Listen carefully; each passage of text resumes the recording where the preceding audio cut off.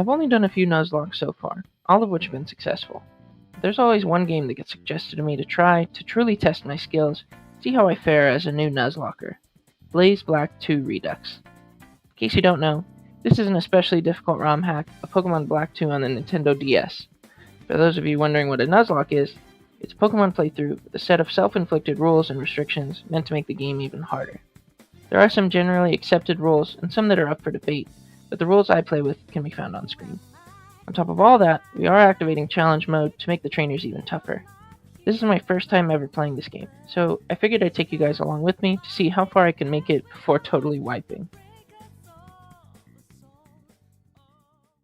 Every Pokemon journey starts with the important decision of selecting a starter. While I have heard that Tapic and Oshawott are better for the early game here, my old favorite is Snivy, and he has received some buffs in this game, like starting with the ability Contrary. Snivy joins the team and mops the floor with our rival's Tapic. So far, it's really funny watching the AI use moves like Tail Whip, and watching my defense go up instead of down.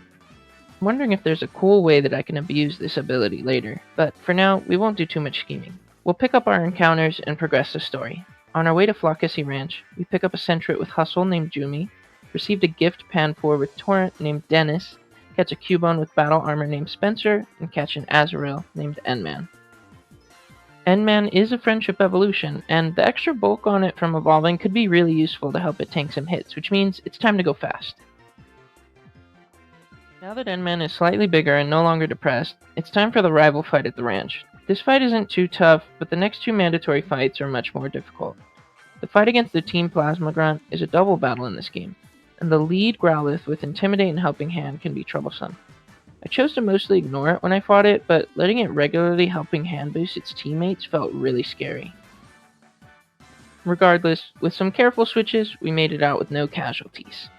The next hurdle on our path is the big fight against Sharon, who has a crazy strong team to deal with at this point of the game. He's a normal type gym leader. With only 5 encounters versus Sharon's team of 6, I'm not feeling too confident in our ability to make it through the gym. So at this point I decided to allow myself the gift egg in Flockacy Ranch on top of the grass encounter that I already had there. My Nuzlocke, my rules after all. Shortly later, that egg hatches into our 6th team member, Darky the Munna, with the ability Analytic.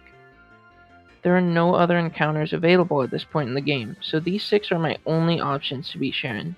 The gym trainer's gatekeeping him go down just fine, so from here, we just raise all our Pokemon to the level cap of 14 and edge their experience points so they can level up during the fight. I'm worried that with no offensive setup moves like Hone Claws or Bulk Up, I won't have a way to power through some of his Pokemon before they can KO mine. I also have no encounters with a fighting move, and no Pokemon that resist normal type attacks. I'm staring at Sharon's list of Pokemon, trying to find something, anything to take advantage of, when it dawns on me that Sharon's lead Porygon has a massive weakness, Trace. Pokemon with the ability Trace will copy the ability of the Pokemon that it's sent out to fight. If you don't see where I'm going with this, you're about to. We go into the battle, leading Magnus the Snivy, and my plan immediately goes into effect. Porygon traces Snivy's Contrary, meaning any time Porygon uses Work Up, it's actually weakening itself instead of boosting itself. Combining the self-weakening strategy with Leech Seed, this allows Darky the Munna to come in and set up to +6 defense with Defense Curl. Porygon is about to go down, and I want as much health as possible before the next Pokemon comes in, so I put it to sleep and let it faint to a Leech Seed. Lillipup comes in, which I expect to retaliate, but it goes for a Workup instead, likely because of all the defense buffs, or because the AI just likes using setup moves first. This one is an easy KO with 2 confusions. Apom comes in third, and goes for the same strategy of boosting with a Workup first. Apom hits Darky pretty hard overall, but is no match for a pink blob thing. Out comes Sharon's ace Munchlax, and I really want to put it to sleep so I can Leech Seed and Charm it to wear it down. I don't feel safe hard switching out, so I stay in and miss 3 Hypnosis in a row before finally connecting 1. That was scary. Given that Munchlax has used Work Up a couple times now, I think it's more urgent we Charm it to drop its attack, so I switch in N-Man the Marrow. After a few charms, it's time to Leech Seed this thing so we can wear it down. Out of curiosity, I click Leaf Tornado to see how much damage we can do. The damage looked great, until I saw it was actually from a critical hit. Definitely time to switch before it uses Work Up some more. Spencer the Cubone is a great candidate from here on out, since it has Battle Armor and is immune to critical hits. Luckily, Munchlax goes down in just a couple hits from our little orphan. Deerling comes in next, and I really want to save Cubone's health for the Doduo still in the back, so I go to Snivy hoping to dodge a Leech Seed, but get outplayed and set up on instead. I click Twister out of curiosity, do no damage, and get set up on some more. This isn't looking so good. I need a safe switch into Meryl so I can use Charm. Unfortunately, that means I need to sacrifice someone. The weakest link in this team so far has been Jumi the Sentry. With hustle and horrible stats, he's really been struggling to pull his weight so far. He barely hits hard for the hustle boost, and he misses a lot of his attacks. He takes a meaty tackle, and it's time for his final quick attack attempt. I'm really hoping he can land this one and go out on a high note, and of course he misses. Well, goodbye Jumi.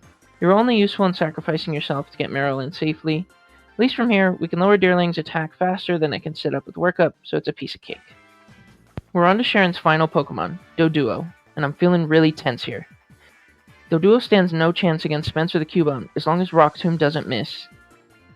I hold my breath and it hits. The first gym badge is ours. Overall, I think I got fairly lucky in not getting hit by critical hits and landing Rock Tomb when it really mattered.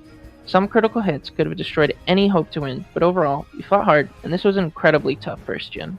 So far, this ROM hack's a lot of fun. We've got some real demonic fights coming up soon. See you in the next one.